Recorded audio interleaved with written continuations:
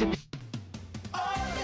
dito, kompleto dito, para gumaan ang hirap ng buhay ko. Sama-sama tayo dito, tutok na dito. TV, Pilipinas, saya ko. TV, oras-oras, saya ko. Bawat pamilya, saya ko. TV, ang saya, saya ko. Sila ang tagapagtanggol ng kalikasan. Tayo na! Ang tagapagligtas ng kapaligiran.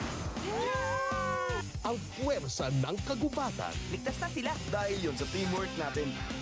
Hype sa excitement. Hype sa adventure.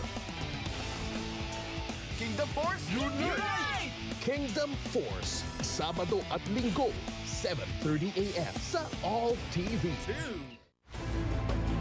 Parang 100 Islands, 100 times na ang linaw ng signal natin sa Pangasinan. Kaya enjoy at tuod na sa All TV. Kaiba kumilos. Kaiba mag-isip. Kaiba magsalita. Kaiba baihan.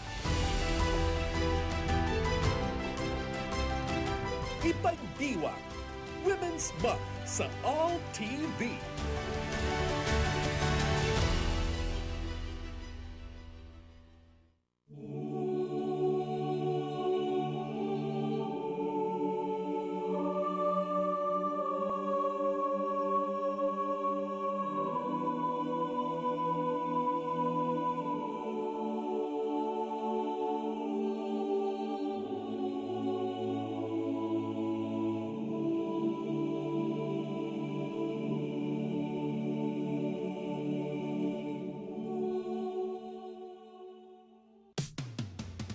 Kasama dito, kompleto dito, para gumaan ang hirap ng buhay ko.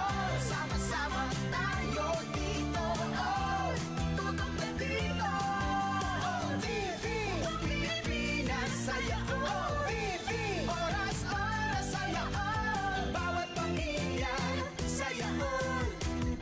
TV, ang saya, saya ko. Magandang hapon. Mabibilis na balita kasabay ng uwian, hapunan at pahinga.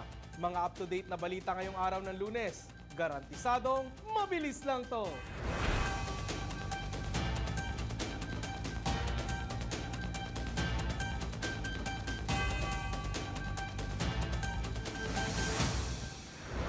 Mga headlines ng mabibilis na balita, heto na! 3 empleyado ng Office of Transportation Security na sangkot sa tanimbala, sinibak sa trabaho. OTS itinangging may tanimbala ulit sa NAIA. Palasyo handang makipagtulungan sa Interpol kaugnay sa warrant of arrest laban kay dating Pangulong Rodrigo Duterte. Dating Pangulo handa umanong magpakulong. Vice President Sara Duterte nagpasaring kay Pangulong Bongbong Marcos sa pagharap nito sa mga OFW sa Hong Kong.